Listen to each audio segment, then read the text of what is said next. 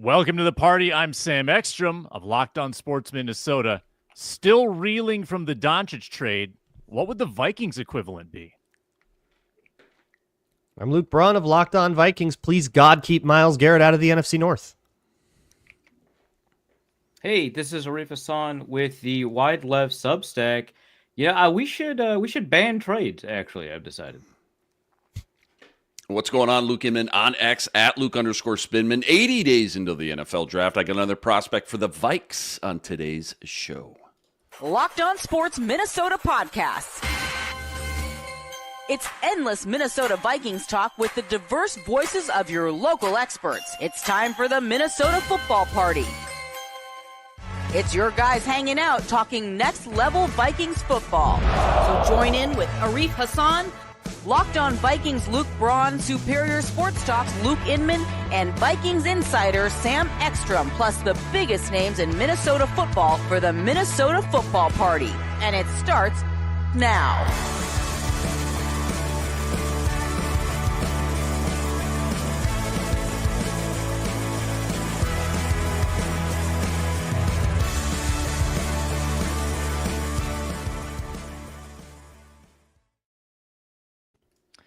What's up? Welcome in. Happy February. It's a brand new week on the Minnesota Football Party. On Locked On Sports Minnesota, it's all part of the Locked On Podcast Network, your team every day. Thanks for making us your first watch or listen of the day and of the week. And for your second one, check out Luke Braun with Locked On Vikings, wherever you get your podcasts, and also find our audio on the Locked On Vikings podcast feed.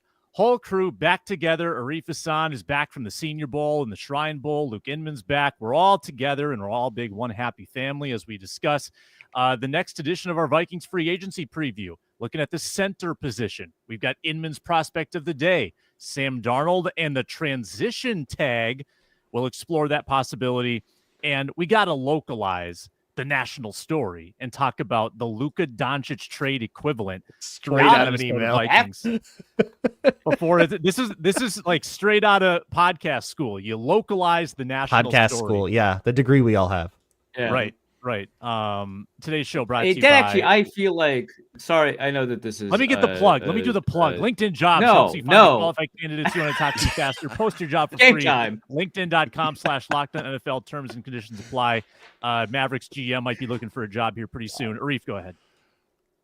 Yeah, I think that we could start a wonderful scam by opening a podcast school. This is like that's super the Brown true. College Business School, right? Yeah. What like- would Now the- you what would the got to get your Minnesota- masters, though. Get your masters next, dude. Yeah. We'll place Yeah. you, yeah, for sure. And as they get further into school, we start charging exorbitant amounts to learn the next secret to podcasting success. Well, equipment fees, software fees, job placement fees, where all we do is set them up with a Libsyn account. This is perfect. It's greatly in the spirit of the topics of today's show to talk about scamming people. Speaking of, let's talk about the Luka trade. Yeah. What a segue. Yeah, before we dive into the real nitty-gritty transition tag talk with Sam Darnold, I think we're all pretty stunned as sports fans and followers with this Luka Doncic deal. And I did think of a bit of a likening to the Randy Moss trade, which is almost at the 20th anniversary, by the way, if you want to feel old, 20 years since Moss got dealt to the Raiders. That was also at about the same point in his career, like 7 years in. New ownership played a part. That was the Wilfs coming in. Right? Or am I 1 year ahead? The Wilfs in 05, correct? It's controversial. It was right around the time of the sale, but a lot of what kind of made that relationship sour happened when Red McComb still had the team. It's borderline, and accounts vary on who is really responsible. Personally, I think it was McCombs, but yeah, my understanding, and this is not one built on sources from the Vikings building in 2005. My understanding is that it was related to the new ownership, but maybe that's cope. I don't know. New ownership was pretty fed up with where the team was at off the field with the way they were managed. Wanted to clean things up. They thought Moss was a bit of a malcontent. Maybe he was. I think there was writing on the wall. I guess that's the difference. Yeah, There was probably a writing lot of on that the wall. stuff happened the first year too. Like after the Moss trade, the Love Boat, the ticket scalping, they fired Tice. Like it's kind of that whole year just kept getting worse for them after the Moss trade. And Napoleon Harris is not Anthony Davis, but you know what? The Vikings also had a chance at a top 10 pick, and they screwed up the pick. But I would argue that the Vikings got more for Moss than, the Mavericks got for Doncic when you weight it for like league norms. Just a crazy deal. I know Inman, you cover the Wolves on a nightly basis. You were probably stunned by this too, because we see the Wolves give up 4 firsts for an aging Rudy Gobert, and the Mavericks get a 2029 first for Luka Doncic, along with Anthony Davis, of course. But yeah, just a stunning deal, and got me thinking about what is the Vikings equivalent of this trade. Like if they traded JJ for what would that look like? JJ for, I'm trying to look up 30-year-old veterans right now, right? Okay, like so here's my take name. on that. Okay. Because you were like looking up 30-year-old, so I went over to StatHead to look up pretty good, but not amazing veterans, borderline Hall of Famers, which maybe that's unfair to Anthony Davis, but this is what I came up with. Justin Jefferson for Vita Vea and a 2027 second round pick. How do we think about that as a comp? Yeah, I can jive with that.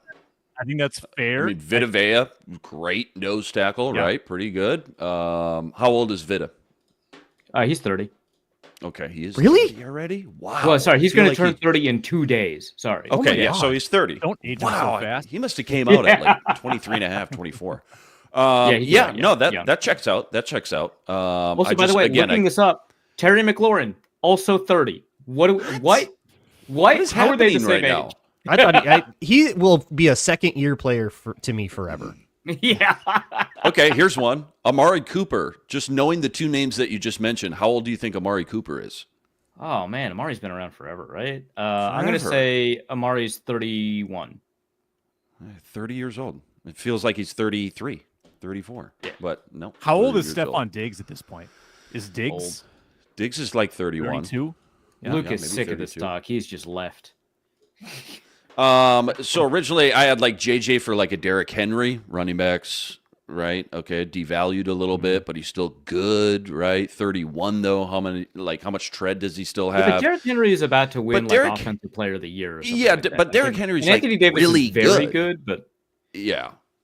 But I think that, and mind you, it is running backs. That's a good point, but like that's like too good. Too good, like Chris Jones, 30 years old, way too good. Way too good. Yeah. So Iro in chat suggests Chris Jones. And look, I really don't want to disrespect Anthony Davis because he's a very good player. He's probably going to the Hall of Fame. But no, Chris Jones is too good. The other baffling part about the Mavs thing is that they kind of have a redundancy at the center position now because they have Lively, right? Like, so imagine if you brought in Vita Vea. Yeah, they were good before. But you also had a good young nose tackle. Like, that's the other puzzling part of it for the Mavs. And I can't think of an NFL trade. And meanwhile, Sam, I talked to Jack, our guy Jack Borman, does the Wolves postcast with me, and one of his immediate reactions was like, dude, the Lakers have no centers now. Like, they don't have even like a Luka Garza they could like plug in now. Like, I don't know what they're going to do at center. So, kind of interesting for sure. But obviously, you're not going to turn down getting Luka, especially at that price, no matter what. You'll find a center at some point. They'll figure it out, right? They'll figure it out. No centers. Let's just roll with 4 guys. We got LeBron and Luka. We're good. Yeah, that's pretty baffling. How tall is Bronny? JJ 6'1"? For like... We could throw him at center, see what happens. Yeah, right. How about JJ for like Khalil Mack or Bobby Wagner or... DeMario Davis. Bobby's interesting. I think Bobby's too over the hill for this. Yeah, 34. He's 34. Joel Batinio, 33. Maybe. It'd be like trading, and just think of the timing too. Like Luka makes the NBA Finals, so think of if the Wolves, Vikings had. That's why there can't be a Vikings equivalent. They don't make the finals. If they trade Diggs the year after the Miracle, which it only took 2 years for after that, but. If they make that deal in the dead of night, be like if the Eagles traded AJ Brown. Who would trade AJ Brown? That's crazy. It's a good They thing the fired two Vikings have never GMs been since then. involved in a trade that blew up in their face Right. and has become infamous in the league. I'm just glad the Vikings have avoided that sordid reputation. Or like Unfortunately, trading I Barkley think right now. I don't know. unfortunately, after seeing what people were saying about the Doncic trade, I don't think we can say the Deshaun Watson trade usurped the Herschel Walker trade as the worst one ever in sports, because people did not say, wow, this is worse than the Deshaun Watson trade all over social media. Yeah. So, No, that's a good point. Well, the Deshaun Watson trade is primarily bad in retrospect and ethically, right? At the time the trade was made, if you shelve the ethical concerns, which of course NFL GMs love to do, it was you understood, right? It was like, oh man, that's a lot. Same with the Herschel trade at the time. People actually thought the Cowboys got fleeced for like 2 years. That's crazy. That's crazy. Because nobody understood how it worked. Yeah, no, So yeah. They just thought it was the like guy. this. It was Herschel Walker for like a bunch of Justa guys. Yeah, and it, And the draft picks then, like, as it played out, like, to the horror, like, middle of the season, Mike Lynn had to call Jimmy Johnson and be like, oh my God, can we reconfigure this because I messed up? Because he didn't read it. He didn't read it. He didn't read it. He didn't read it. He literally didn't read it.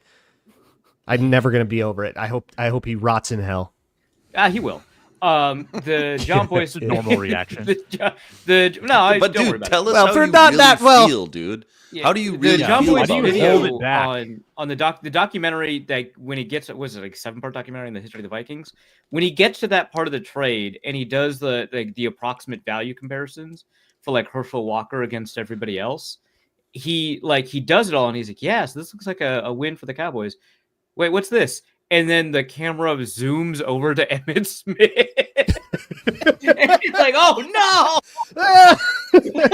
Already, He didn't read it. already a slight win for the Cowboys before Emmett at that point. Already.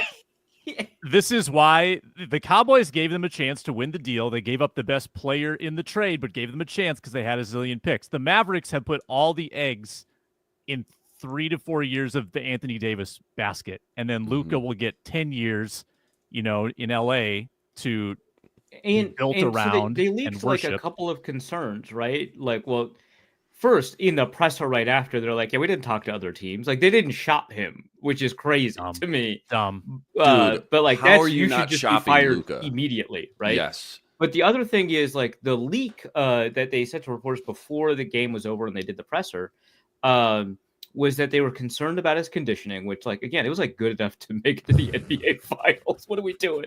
What are we talking about? And also, like, if you're concerned about like health and availability, I don't know that Anthony Davis is the guy that you want to trade for. Mm-hmm. But second, they were like concerned about like the looming Supermax contract in 2 years, by the way.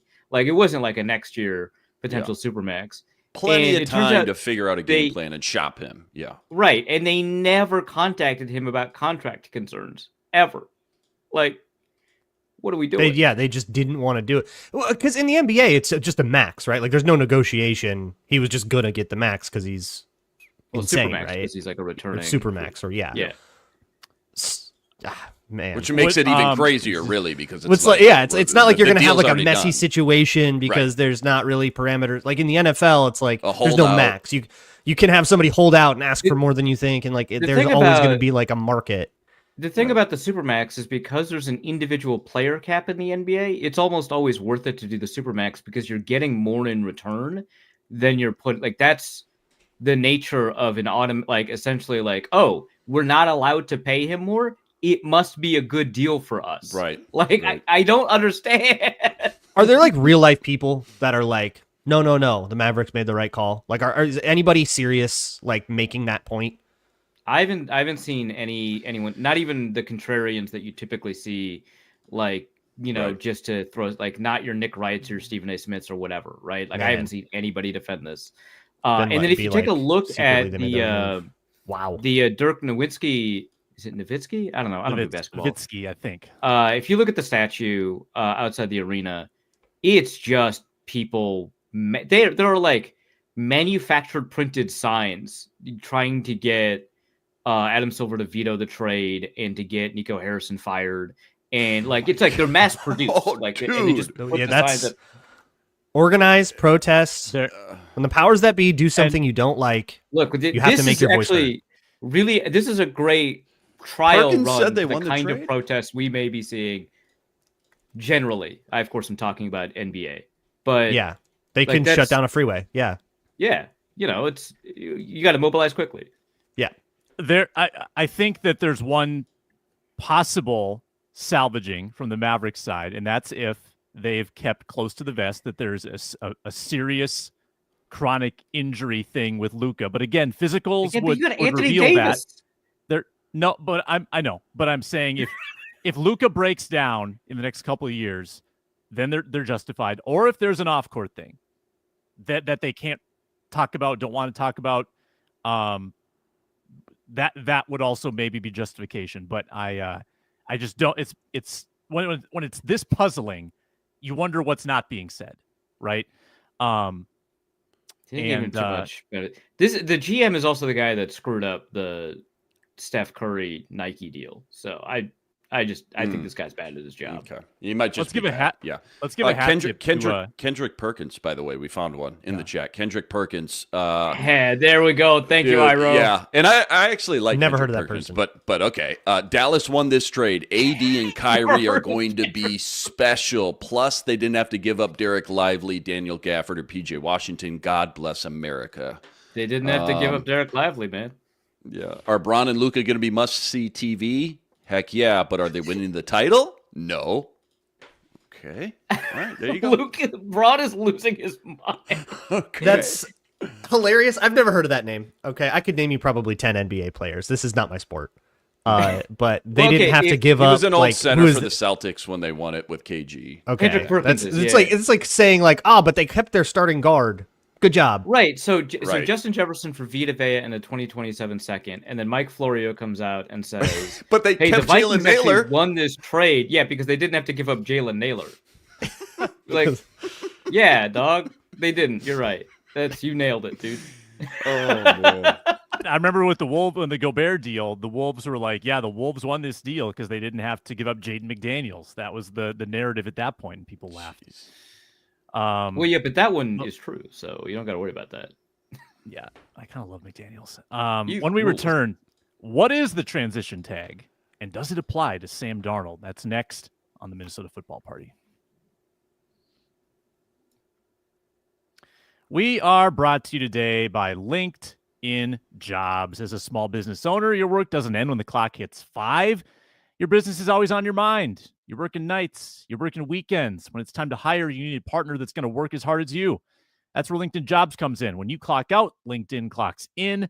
They make it easy to post your job for free, share it with your network, you qualified candidates, all in one place. LinkedIn's new feature, Post Your Job, can help you write job descriptions and then quickly get your job in front of the right people with deep candidate insights. Pro tip, add the hashtag hiring frame to your profile picture to double your reach to qualified candidates. 72% of small businesses say LinkedIn helps them find high-quality hires. Post your job for free at linkedin.com/LockedOnNFL. That's linkedin.com/LockedOnNFL to post your job for free. Terms and conditions apply.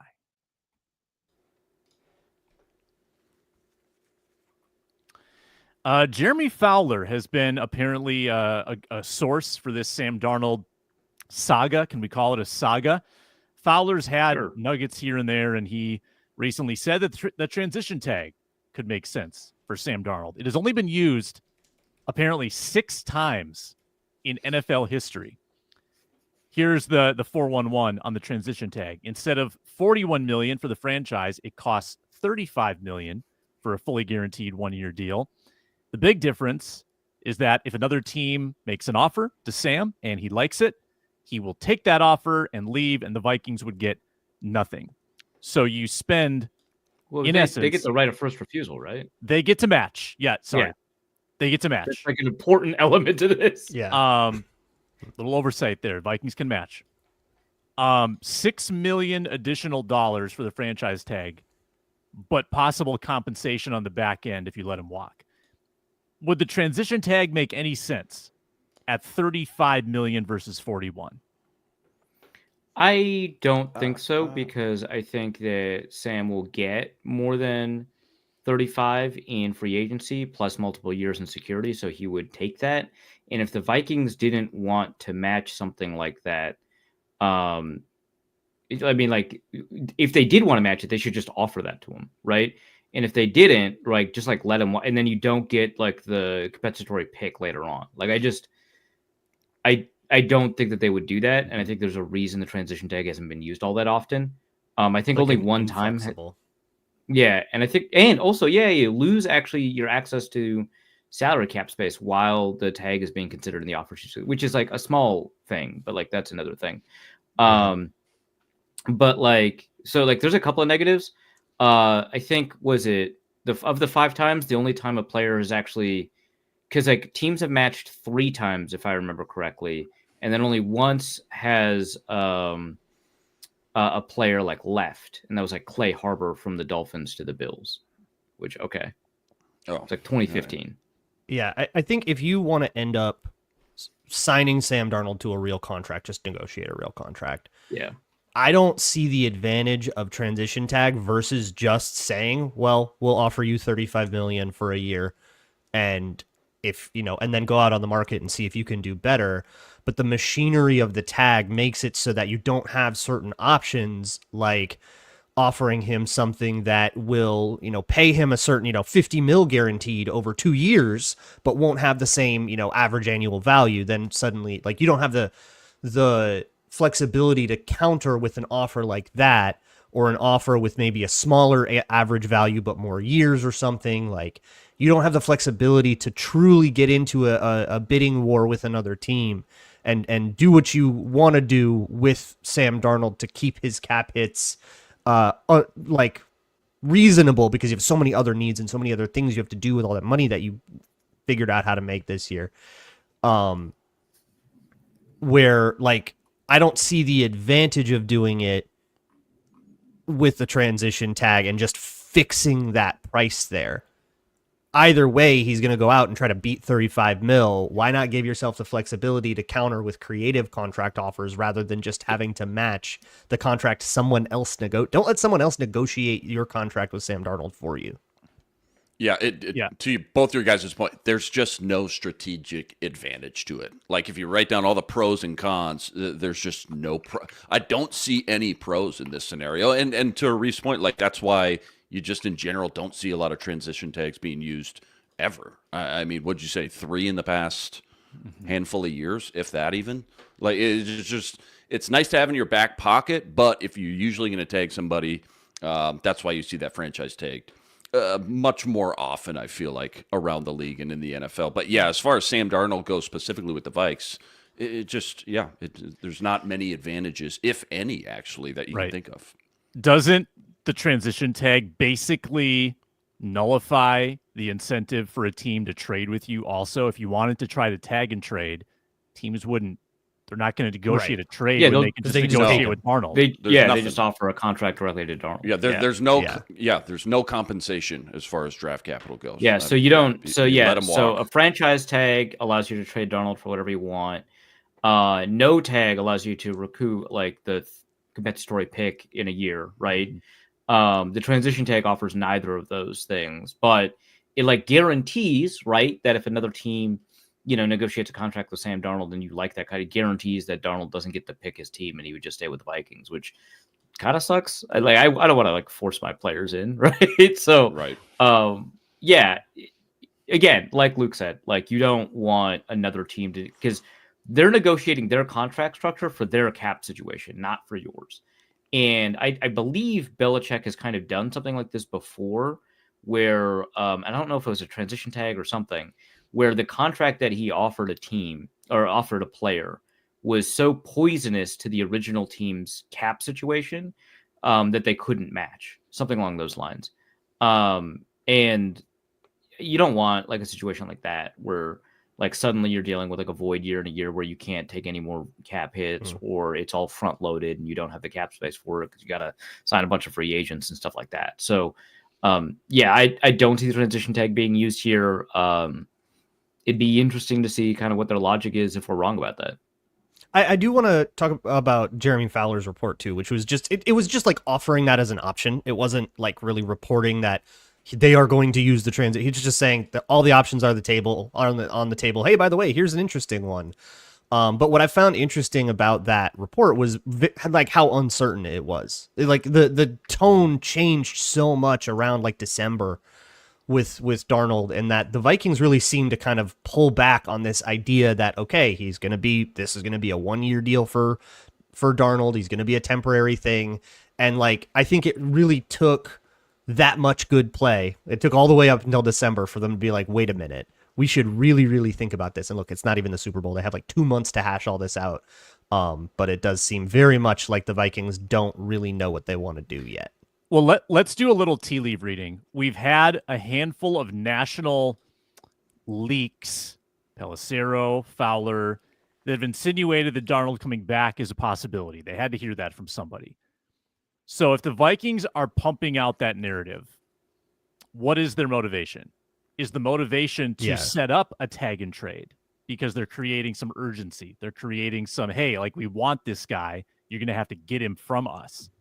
That I'm curious of the motivations. I think it's a little bit of a chess match right now.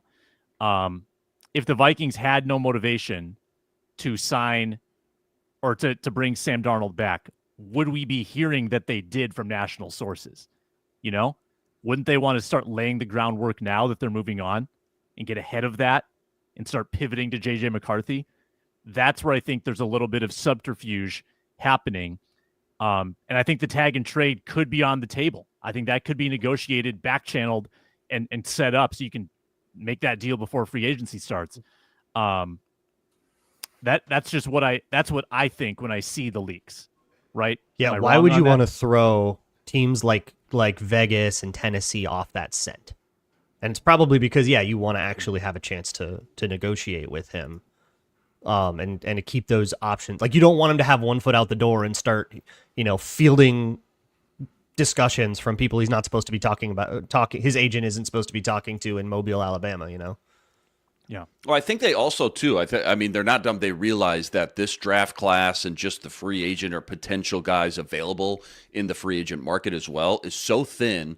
And there is, more than a handful of teams that are going to need a quarterback. I'm sure Kwesi, stock guy, pluses and minuses, is just looking for a profit. So if there's a way he can start to set this up now, whether it comes to fruition or not, at least he's laying the groundwork, like you said, Sam, to potentially have that as an option if they do tag him and trade him at some point later on as well. But when is the actual tag deadline? March 6th. Okay, maybe. So 6th or somewhere early March. About a week before free agency. Yeah. Bing is saying March 5th or 6th. Sure. That also could be a year. That might have been last year's. Let's say Bing it's drop in a big spot. Bing drop. Incredible. For some reason it's my default browser on this computer. What's going on there? Since we're talking cap, we're talking cap implications. I want your likeliest cap casualty on the Vikings in today's 4-minute drill. Start the clock. It's time to execute the 4-minute drill.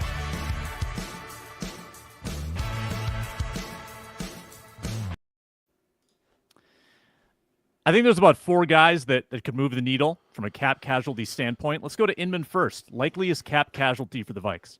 You got 4 guys, huh? I just pulled up this 2025 Vikings salary cap roster, top to bottom, most expensive to least expensive, obviously. I'm having trouble finding 4 guys here. I think it's a good question that you brought up when you think about the Vikings front office moves coming up this year, just given how much money they've got here to play with, but also so many positions of needs and holes to fill. For me, it's not something that I really have thought about that much, just because if you're cutting somebody cap casualty wise, you're probably going to have to fill that position down the road anyways. But looking at these numbers, and then you take into obviously consideration the dead cap as well, you got 4 guys, huh? Bradbury, I guess, top of the list. I don't think they go this route, but you're saving almost $4 million. But again, that creates a big hole at center, so you got to replace him. If they do cut him as a cap casualty, that tells me they clearly have some sort of game plan to go sign somebody in free agency, which is probably going to be a lot more expensive anyways. After that, CJ Ham, Brian Asamoah? I mean, Ham clears like $3 million.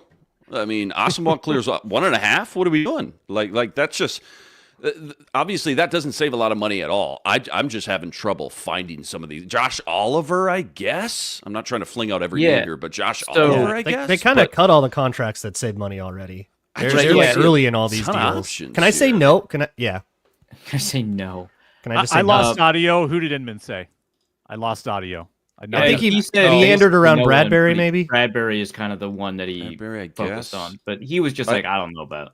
So I looked at the top 100 possible cut candidates according to Over the Cap. They use PFF data, the projected value of that starter in 2024, the projected value based off of their data of what's going to happen in 2025, and the cap that they have and the cap that you get from cutting. And they use that to produce a percentage likelihood that someone's going to get cut, right? So like Alex Kappa for the Bengals, 82% chance he's going to get cut. He is not producing enough value above the median according to this model, right? And the model suggests that the most likely cap casualty candidate for the Vikings, and the Vikings are pretty far down this list. So Ron is right that the Vikings have mostly shed the contracts that have hurt them. Josh Oliver's at the top of this list for the Vikings.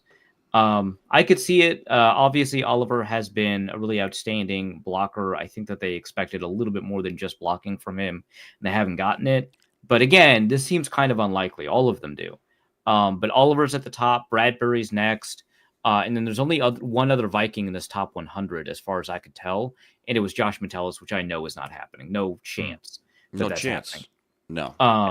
No chance. And so after even that, with Oliver, I mean, just the way KOC talks about him as this do-it-all blocking, receiving tight end, and I agree with you. I think they expected a little bit more from that. A little bit hefty contract for a tight end too, all things considering. But what, you're saving $5 million? You still got to bring in another tight end. Is that Johnny Munt then? I guess or Nick Muse. Best sort of tight end in the league, right? Well, yeah, obviously everyone knows that. HOA. But I think you mentioned Ed Ingram. That's a possibility too. You actually save money by cutting him, but not a ton other than that, because everybody else, everybody else who's a big, it's like $3 million. Oh, I guess you probably still want to bring that into camp. I think. Yeah, like $3 million for a backup. It is actually like more than I thought. It's actually more Yeah. than I thought. Yeah, it's $3 million. But yeah, like I think that a lot of the cap like consumption that you can save by cutting are players you're not going to cut, like Brian O'Neill, right? You might restructure those players, right? But even then, I mean, I don't know that the Vikings are in a spot where they have to restructure too many players. So I don't know that there's a ton of cap casualties here. I would say, Bradbury is the most likely, and then you can go after Oliver. Okay. Well, that was the question. I just want to know the likeliest. So Bradbury. We're about to talk free agent centers. So that's, I think it's between Bradbury and Oliver. I think those are the only remotely reasonable options. And then I guess Ed Ingram, but again, I think when a guy's on a rookie deal, you bring him into that guy. Rookie deal guys get cut in August, not March, and it's less about the cap there. But fourth year, second round player getting cut in camp is certainly not an unheard of thing. But I think the only the way Kevin O'Connell talks about Josh Oliver. And I do think he played very, very well in 2024. And maybe an unseen way, in kind of a dirty work way that's not very glamorous. So I don't think he got a lot of attention for it, but I think he played amazing football. And I can't say that about Bradbury. We're about to talk about free agent centers. I think it represents an opportunity. Like Bradbury right now is a cheap out option. So it's not even, you wouldn't even call it a cap casualty because I think you're replacing him with someone more expensive if you're doing this. Mm-hmm. But that would be the point, to try to put a little more money into the position and get better at it. But when you are looking at $60 million in cap space, you are not cap casualtying anybody. Creating needs is going to be a bigger drain on your resources than keeping the players you already have under contract on really cheap deals. So for this 4-minute drill, my answer is none. I predict no cap casualties. It's for a semantic reason. Yeah. So Garrett Bradbury has now had a 6-year Vikings career, and he's had one season that you might classify as good. Am I wrong about that? One season where you say, Garrett Bradbury, kind of an asset. They like him. hold on. What season is that? Is that this season or is it the season he 22. came back from injury? 22, Okay. first year with KOC. I don't think, 19, you said, yeah, nice run blocker, but the pass blocking is atrocious. All the Zimmer years, it was, yeah. Yeah, it was I kind of thought of him of the last 3 years as he's okay. He's cheap, but okay. He's good before the snap. It's like you like he's a stabilizing presence for a quarterback. Helps him. That sure calls, helps helps when him you're in the Josh huddle. Dobbs in it. And boy, those 3 seconds though between the start of the play and the end of the play, it's dicey. It's a wild ride. Those 3 little seconds. I think it's definitely a possibility with Bradbury after KOC comes out and says we got to improve the interior line. Bradbury's been a cog in that wheel for 6 years where the pass blocking's been substandard. Josh Oliver, sneaky, number 1 run blocker in the NFL amongst tight ends. Number 1 run blocker in the NFL last year. If they extended Oliver to try to get that cap number down, would they have to extend him for the same annual value? Do you think $7 million per year? Do you think they would still have to owe him that if they tacked on 2 years to the deal? I don't think he's going to take less total money, but I do think that you offer that plus a couple of years plus a little bit more money. I think you'd take it, which is essentially an average annual value per year pay cut. I think you would take it. I don't think you're obligated to do that. As long as you're not physically like taking the money out of his contract or essentially taking money out of his pocket, right? I think it's fine. 2 names that we haven't brought up. The chat's on one of them, CJ Ham. You would save $2.7 million.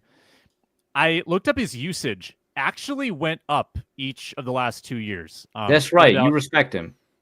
Yeah. I refuse to acknowledge this possibility. Not because I necessarily think it's impossible, but because I personally am not going to acknowledge that. It takes courage to host this show, and I'm going to acknowledge it. This is against my religion, so I'm going to sit this one out. Sam, I did mention him. You're right. Yeah, I did mention him as well, but I just feel like it ain't happening. It ain't happening. Yeah, I think they like going with the big formations now more than they did a couple of years ago. And if Harrison Smith retires, is Ham the new longest tenured Viking? I believe he is. It's gotta be. Has to be. It's got to be someone too. Like if you lose CJ Ham, now you need a fullback. It's not an expensive need. That's the thing. It's another thing. You got to go figure out who your fullback is now. Mm-hmm. The other name I had down was Blake Randall. But I think that's still, even if he's not starting, I think you still like him on your roster. And he's under team control for 2 more years. Pretty fair deal. I also am not convinced he's replaced. I think he could be your starting left guard next year. Definitely a possibility. You're probably not replacing everybody on the offensive line. You How might mad be are we all going to be when it's the same 5 week 1? Leave it, dude. And they talk about the benefit of continuity. Like, we got Dan Feeney back, and we've got a young guy in Jurgens and Rouse. Yeah, our top Rouse. 8. Yeah, our top. And 8 really, are the all Kevin back. O'Connell quote that everyone's been sustaining off of all season was him going, "Oh yeah, sure, we'll look at everybody. Yeah, of course. It's part of the process." Blah blah blah. And it was like actually boilerplate, and we all just misunderstood it. If it's Bradbury, if Bradbury is your casualty and you want to replace Bradbury, who are your options? Our free agency preview continues with possible centers next on the Minnesota Football Party. Today's episode brought to you by Prize Picks. The big game is almost here, 6 days away. There's no better way to make it more exciting than with Prize Picks. It's the best place for daily fantasy sports. They've got over 10 million members, and they give out billions with a B in prize money. Prize Picks makes it fun and simple to get in on the action. Just pick more or less on your entry, 2+ player projections, and you can win up to 1,000 times your money. Prize Picks even has a free pick for the big game where Patrick Mahomes only needs to throw for 1 yard to get the win. Pair that with one more correct pick, you're cashing out. Download the app today. Use code LOCKEDONNFL to get $50 instantly after you play your first $5 lineup. That's code LOCKEDONNFL for $50 instantly after you play your first $5 lineup. Prize Picks. Run your game. We are also presented by Game Time. Game Time is the best way to get into Super Bowl 59. And you can also get in locally to Target Center, XL Energy Center, Williams Arena. Game Time Picks makes that easy. They filter out the fluff. They show you the best deals in the arena. so you don't have to sift through thousands of overwhelming options. Game Time Picks really does the work for you. The seat view feature is a game changer. Before you hit buy, see exactly what the seat will look like in the venue. And they also have super deal options on Prime seats, which points out the best value, and you get some serious steals. The best part, you're covered with Game Time's lowest price guarantee. So if you find a better deal somewhere else, they'll refund 110% of the difference. Make your next event better. Download the Game Time app, create an account, use code LOCKEDONNFL for $20 off your first purchase. Terms apply. Again, code LOCKEDONNFL for $20 off. Download Game Time today. Last minute tickets, lowest price, guaranteed. Who's cutting their nails? Me.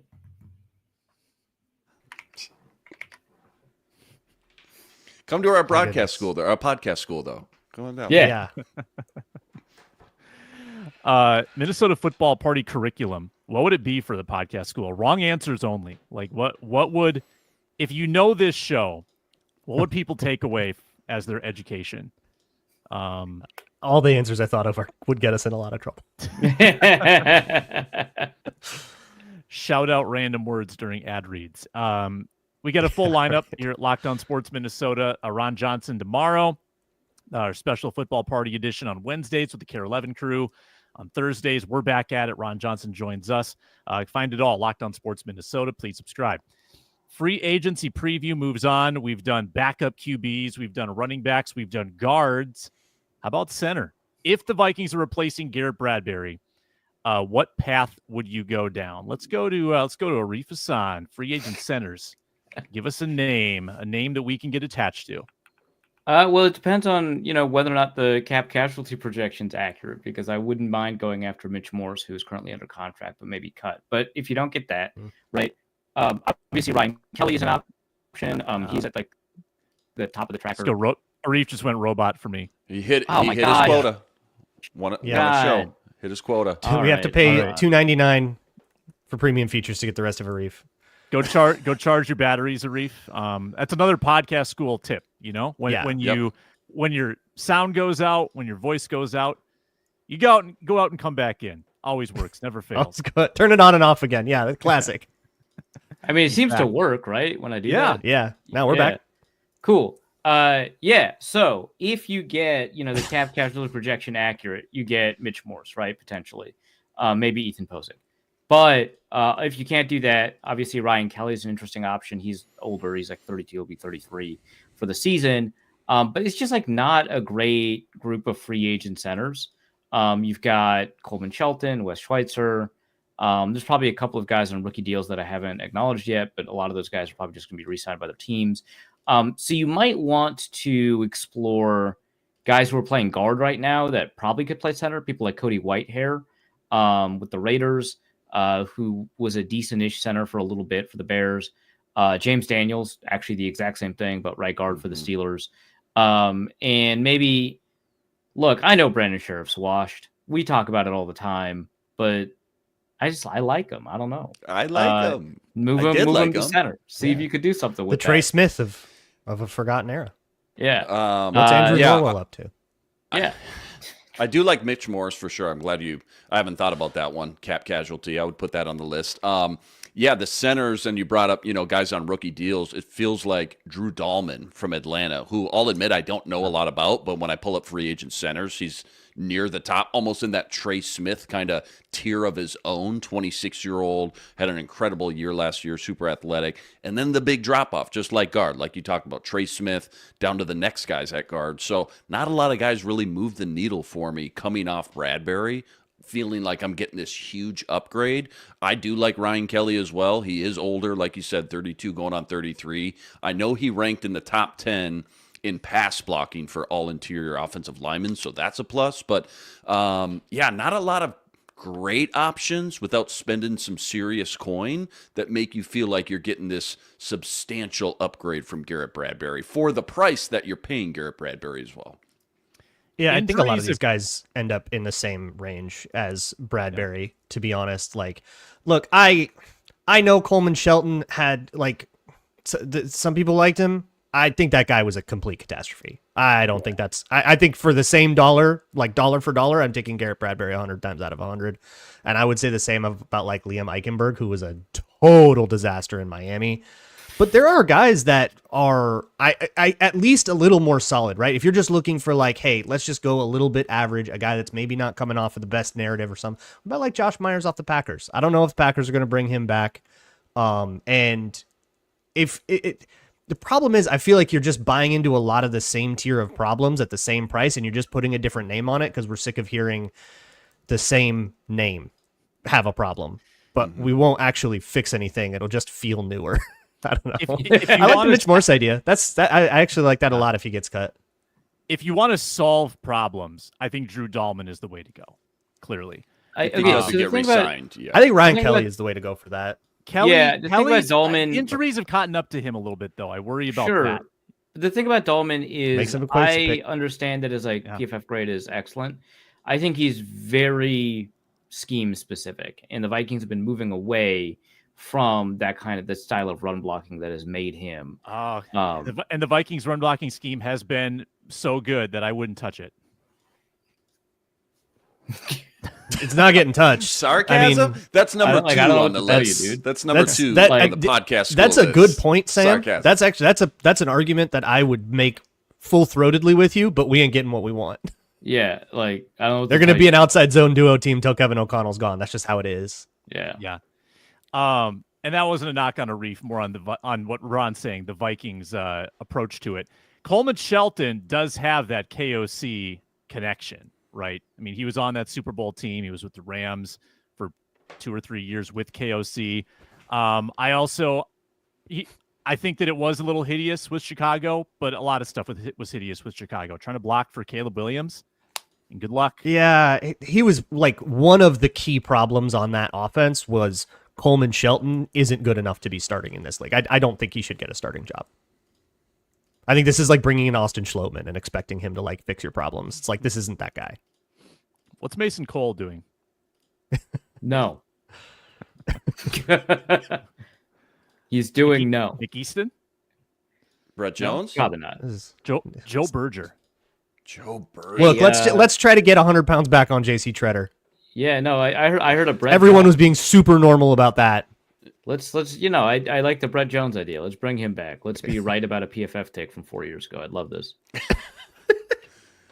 Who was the Vikings center in 2018 before pre-Bradbury? Who was the last center? Was it Berger? Or was he? I think it playing was guard at Berger that because I Feels think like Berger was Berger the, for 1 year. the Sullivan. Well, when did Bradbury Sullivan era end? Bridge. Yeah. Yeah. Sully Berger. was a cap casualty in what, 14 or 15 with Zim? 14. Yeah, he Or his left point at the back. same time And then he went as to win a like ring. Lode Holt retiring and Khalil leaving and like that whole. Oh, James Kunow. Thank you. Pat Elfline was also one of the bridges. Pat Oh, Elfline. right, he it was a Elfline at the guy. time. Pat That was Yeah. Elfline. That era. Oof. Wrestling background. Yeah, Remington they Award love their winner. wrestlers, man. Yeah, Come You gotta on, have man. a Big Ten guy. Come on. gotta have a wrestler. It was like all the linemen were wrestlers by the end of the Spielman era. It was just like, all right. Yeah, Ohio State wrestlers. Wyatt Davis. Let's go. What sport are we playing here? Maybe this plays in. Maybe this is Inman's prospect of the day. If the Vikings cut Bradbury, is there a first round center that they could go after? Why don't we do it That now? would be so funny. Inman's prospect of the day. Oh my Arif, God, that would be funny. Arif, Just go first round center again. Who did you say? Who was your prospect of the day when Inman was gone on Thursday? The Middlebury guy. Thomas Perry from Middlebury. A fifth round lineman type. Perry from Middlebury. Okay. Yeah. And pros, cons, what do you like about him? Here's a guy. Special teams guru. Super athletic, really strong. Duke Manyweather kind of discovered him and was like, oh my God, this Division III guy is killing it. And, they bring him up to Shrine. He goes up against, Division I guys, does really well. The only guy he doesn't do well against is Jordan Phillips, which I think you understand is not a huge knock on the guy. Mhm. Yeah, he was outstanding. Okay, Chad saying Gray's able. First of all, he's an NDSU guy, so we know he's bad. But second, he's a guard. What are we doing? He is How a about guard. center? He did line up, though. He got some snaps at center during the Senior Bowl. Correct me if I'm wrong. You were there. You were live. But I heard he got snaps at all three You got a couple positions. snaps there, but like the area that he really caught people's eyes at was at guard. He did all right Mhm. at tackle, he did all right at center, but people were talking about him as this outstanding guard. Fair enough. They're wrong, of course, because he's an NDSU. They're wrong guy. because it's NDSU. I have heard that name a lot. Like a lot of people were like Gray Zabel, maybe it's because I did a Senior Bowl show and didn't mention him, and people just wanted to like throw the name in there. Is he like a Minnesota guy? Are we Trey Lansing again? Yeah, I'm pretty confident he's a Minnesota guy. Okay, that's why everybody wants him. Hey, how is wasn't Cody Mauk a couple of years ago North Dakota State lineman? South Dakota. Yep. He's South Dakota. Sorry. South Dakota State. No. Cody Mauk no, is North Dakota State. He was North Dakota. Gray Zabel is from South Dakota. Is what I just South Okay, Dakota. but Okay. where did Cody Mauk go to school? He A went vassal to state North of North Minnesota. Dakota. He did okay, North and Dakota State. how is he done in the league? He is the one good North Dakota State player in the league right now. He's been Wow. solid. Yeah, he's been solid. I don't think I ever thought I would have heard you say that. Yeah. Look, it'll come back around. He's gonna be bad. Don't worry about Yeah, it. never wrong, just early. True. Yeah. True. That's the great love the grudge. in the draft. You can like default to being a hater. You'll be right basically every time. Yeah. Yeah. Most Eventually. of the time, Eventually. yeah. Yeah. Yeah. He was good last year. Dang. Don't worry about it. Don't worry about it. Don't read in. Carson too much Wentz is going to about get a it. ring. Look, I remember we saw Carson Wentz have a good year. That went nowhere. We saw Billy Turner have a good Right. year. That Billy went Turner. nowhere. There you go. Don't worry about it. These things even out. Mm-hmm. Mm-hmm. No, We saw Christian Watson have a good catch. That went nowhere. He did have one good catch. That's right. Man. Without Get rid of the further contract. ado, He's in a contract year now, Christian Watson. Yeah. Boy, that went quick. Inman, pretend it's the Grammys. You're opening up the envelope. The prospect of the day is Prospect of the day. Well, I think it's time we flipped over to the defensive trenches, right? We went corner, Benjamin Morrison first, Notre Dame. Then we went Tyler Booker last week, guard, Alabama, slam dunk, plug and play. Love that guy.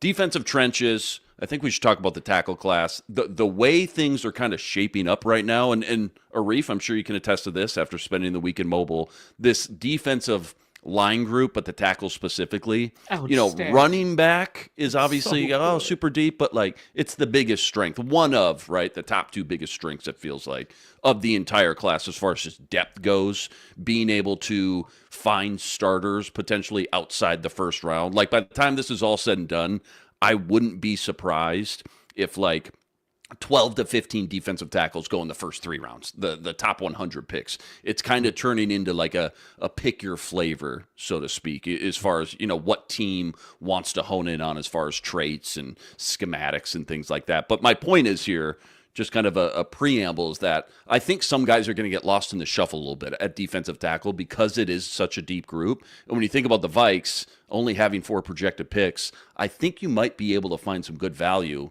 in round 3 with that comp pick when it's all said and done. So I just kind of wanted to set that up because I think I'll start with the first round guy today, but I think as we get into some later weeks, we can talk about some good value guys. I feel like some good depth guys that should be there in again rounds 3, 4, 5. Pending what the Vikes do with their draft picks. But Kenneth Grant, Michigan. Okay, his teammates getting all the love. He's going top 5, but Kenneth Grant currently, if you pull up the Athletics big board, currently ranked 24th. Vikes just happen to have pick 24, so the value right now, things are going to change, but right now, the value is kind of in that wheelhouse.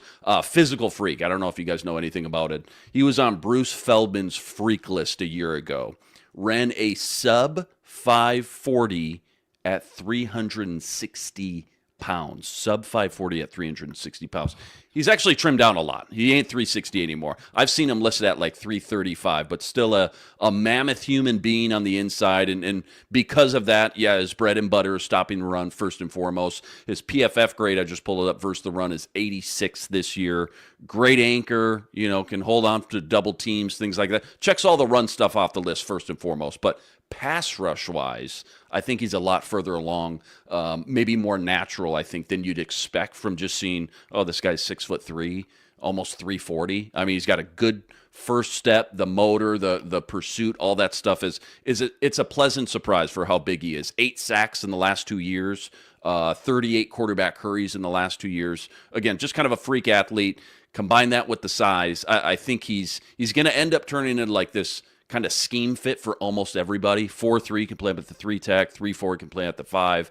But I think that's probably going to entice what Brian Flores likes to do with his front 7 as well. So it also kind of worries me, though, because I think he's going to be on everybody's draft board pretty high, too. So if he has a good combine, which he should, being a Bruce Feldman freak guy, he may end up going higher than 24. But if not, I feel like, you've got a great option to get bigger in the trenches defensively, add some more pass rush inside as well. Between him and Tyler Booker, if you're staying pat at 24 and don't want to move down, if either of those guys were available, I think you can't go wrong either way. And I would pumped to see him in purple, I feel like, for the next few years. Fills a huge need and adds what we all want here, what we've all talked about this offseason. You want to get more physical in the trenches. Kenneth Grant, defensive tackle, Michigan. I've heard a lot of great things about him.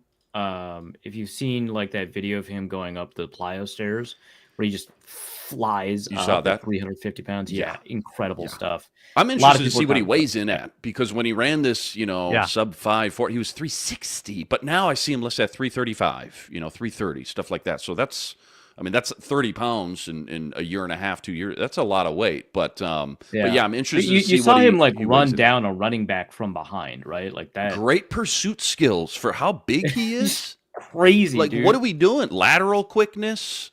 For how big he is. If he can stunt, that's a Flores thing. He absolutely can stunt. Yeah, on the interior, they sucked at those on the inside. Yeah, he absolutely can that's stunt. a good point. He's number 3 on Bruce Feldman's freak. Like, he's not just on the freak list. He's number 3 He's the on the freak list. It's crazy. And again, I'd love it. I think he's a scheme fit for everybody. Every team is probably going to fall in love and say, sure, yeah, of course we would love this guy. But there is a lot of defensive tackles in this class. I see people in the chat talking about Walter Nolan, Ole Miss. We can touch on all, in the chat like Walter Nolan. Yeah, we can touch. Was there anybody that stuck out to you? I can Senior speak Bowl? to Walter Nolan. I spoke to Tyler Forness Mm-hmm. on my show that'll come out later this week, and he said that he heard that at the Senior Bowl that Walter Nolan might not be that high on the Vikings board for reasons. So he'll just kind of tell you stuff sometimes. I had a friend interview him, and like the first question, I don't even remember what the question was. The answer was, yeah, teams are worried that I don't love football, which is a crazy thing to just say to a reporter, but okay. So Walter Nolan, apparently teams are telling him that they're concerned that he doesn't love football. And that's actually the reason he decided to practice, because, he was considering as a potential first-round pick, not practicing at the Senior Bowl. He wants to practice to prove that he can. He does, of course, leave every single one of the Senior Bowl practices early. So I don't know, right, how much he proved. Yeah, sounds like the Vikings are unconvinced. Maybe, and that seems to be kind of like a somewhat universal thing. But I liked what I saw out of him playing. We also had people in the chat talk about Deion Walker. That guy is 6'7". He's playing a lot of nose. He's not the kind of he's not the kind of guy that you play at the edge, and so you're just kind of stuck wondering what he can do. He is a really good mover, right? He's a good athlete. He's very strong, but it seems like he has a lot of leverage issues. Someone in the chat saying he's 20. Good point. Maybe you could teach that to him. But like it was tough for the coaches down there. Again, it's only 3 days of practice, so you can't draw like strong conclusions. It was tough for coaches to get him to like get low, which is why 5'10" Willie Lampkin was able to stand him up in pass protection, which is the crazy. Low man wins, baby. Low man wins. Yes. It was crazy. A foot shorter. He's gonna win every rep. I've never seen a 5'10" offensive lineman in my life, and this guy was like, I got one trait, and we're gonna paste it into the ground, right? So Deion Walker's kind of interesting, and I think that he's got a lot of potential, but he's the kind of guy that, especially in the defensive line class like this, that I wouldn't be comfortable with necessarily in the first round. I know a ton of people have him as a first rounder. Yeah. Hey, Alexander said, hey, I unironically, okay, short center, good. Your center should not be over 6'2". Yeah. Sorry, Ethan Posick. So Alexander in the chat just said new Viking center Willie Lampkin, and why not? He was snapping the ball all right in senior. By the way, he played like guard all year, I think, for UNC, and then before he transferred to UNC, he was a tackle, and then he was taking center. a tackle at 5'10". He was taking center snaps at the Shrine and seemed to do pretty well. There was another interaction with Deion Walker. So there's one interaction with Deion Walker where he just stands him up, and it's like the most comical thing you've ever seen. There was another interaction with Deion Walker where he has to like run block, and Walker just kind of entertains the bit. It seems like he was like, "I'll let you do this" for like 1 or 2 steps. Then he's like, "All right, that's it." And he just like knocks him aside. So there are like some downsides to this 5'10" center. So sometimes a 6'7" nose tackle will just be kind of tired of it and just, don't worry about it. But getting to in a your fight point, with though, Scrappy like Doo. again, pick your flavor, flavor kind of group, kind of class. Like there is a little bit of everything depending on your scheme, your schematics, what you're looking for, inside, outside, run stopping, pass rush, whatever you need. There is a little bit of everything. Arif, did you see any of Shamar Stewart? Because a lot of people are talking about him as an edge. Was he really?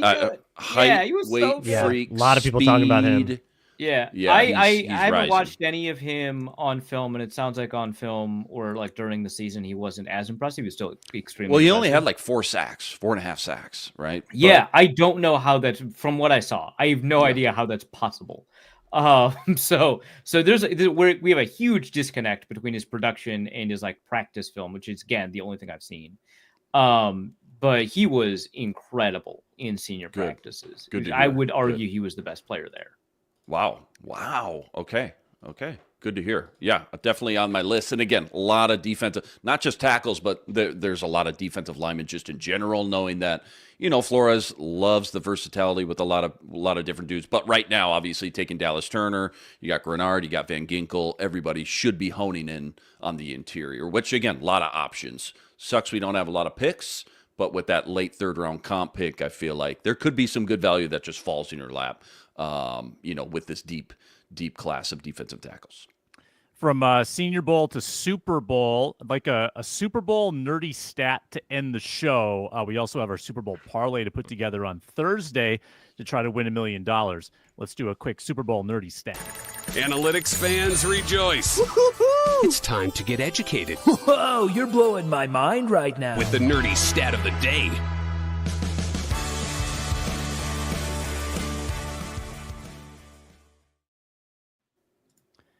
Not that nerdy, but I'll start it off by saying the last 3 Super Bowls have been decided by 3 points, as well as the last 2 Super Bowls held in New Orleans.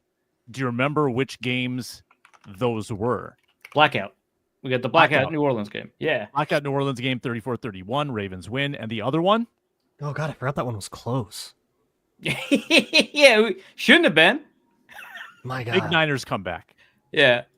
Yeah. The I other don't know one what the other was one is, Sam. Vinatieri to beat the Rams and start the Patriots dynasty. Wow. Okay. That was a good one. Yeah, decent. Had the Vikings made the Super Bowl this year, it would have been a disaster. Only bad things happened to them in playoff games in New Orleans. They lost 2 Super Bowls in New Orleans, right? Yeah, and then the 2009 game. That's keep the Vikings out of New Orleans in January and Christmas time. Terrible things happened there. 2019 game was pretty good, but point taken.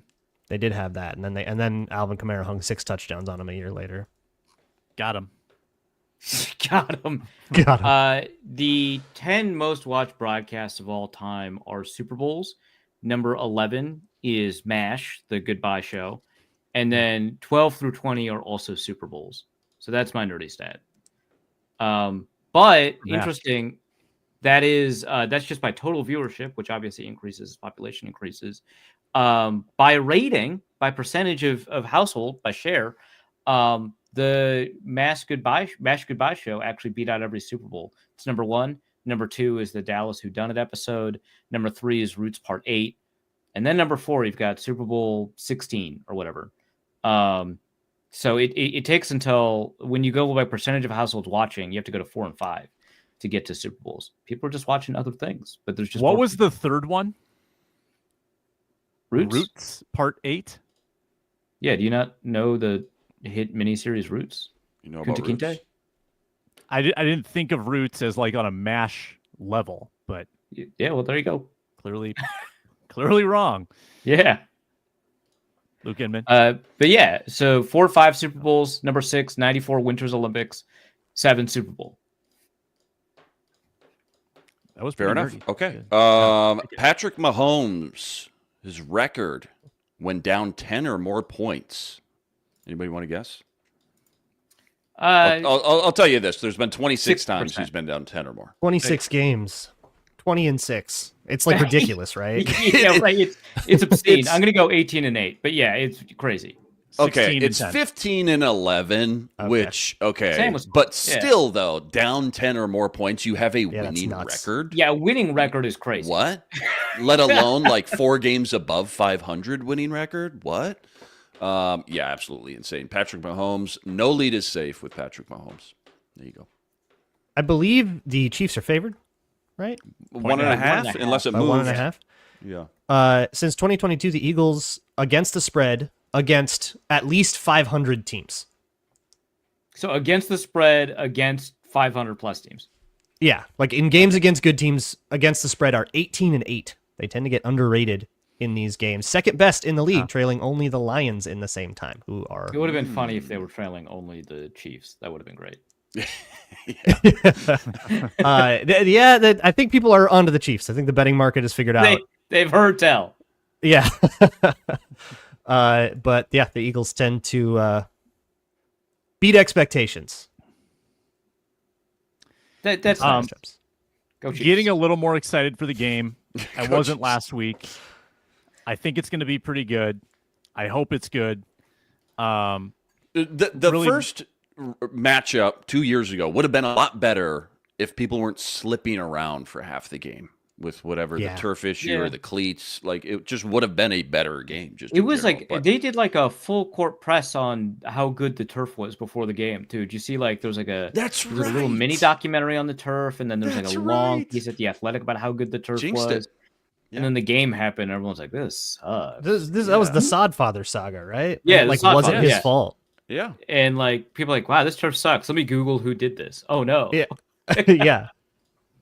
I think we all need to take a moment before we leave here and just appreciate the fact that we're about to enter media week of the Super Bowl. We're going to have all of these glowing, like mushy profiles on Eagles and Chiefs players.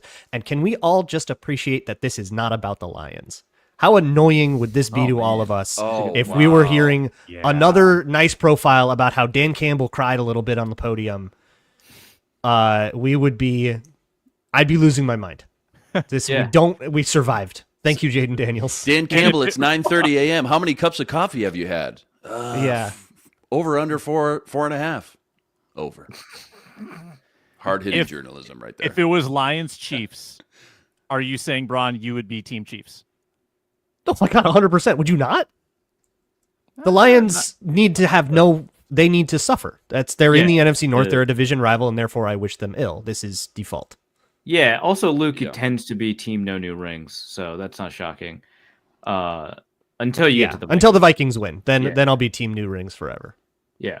But like also like the Lions annoy me, and so go Chiefs. I don't like it. Yeah. It's pretty easy. Yeah, I'm a hater. I'm a Lions hater because my favorite team is in the same division as them. Yes, correct. Yeah. And so can you. so we all. Luke bleeds. He bleeds. But yeah. But also like everyone seems to hate the Chiefs a lot more than I do.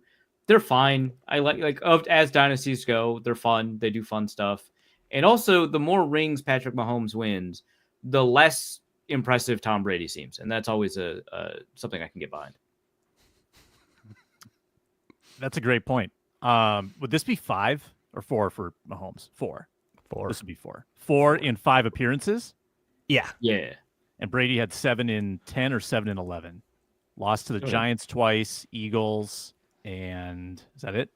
7 and 10, I'm pretty sure. Yeah. Yeah. Which like It's insane. yeah. It's insane. Dude. What in the world? I do need to see Dude, how many Swifties AFC take an L. championship games did the Patriots go to in a row? God, it was like Yeah. it was like A dozen. 14 of 15. Yeah. And then there was the 1 year they lost to the Jets. Oh yeah. Oh, and then the one year Brady got hurt. But like, Yeah. yeah.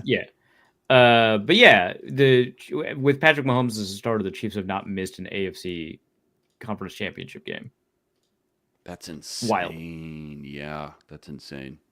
They played. I would love to see 2011 to 2018. The Patriots played in 8 straight. They have won the most AFC championships at 11. that. Ugh. I mean, we're getting we're on a similar streak here. We're 3 in a row for the Chiefs. How would you They're like on to their way. be any of the other 13 teams in the AFC for the last 25 years? Yeah, imagine Like, being in this the is division, right? This is This is insane. what I've always been saying. Like, how long do you go having a good coach that can't win the division and keep that coach? You're going to fire that guy and replace him with someone worse. It happened to the Bills, Dolphins, and Jets over and over again. It's going to start happening Chargers to the were Raiders really and the good. They Chargers kept and getting the- Charger, Ladainian era, Drew Brees. I mean, all those guys. Yeah, was that Norv Turner? Who was that? But if you're one of the Swifties that started, you have not yet known heartbreak. I need to. Right. You can't like part of football fandom is that gut punch. You got to have one. That's the initiation where you're at in the initiation process now. Got to take one. Yep. We need to draw blood. Yeah.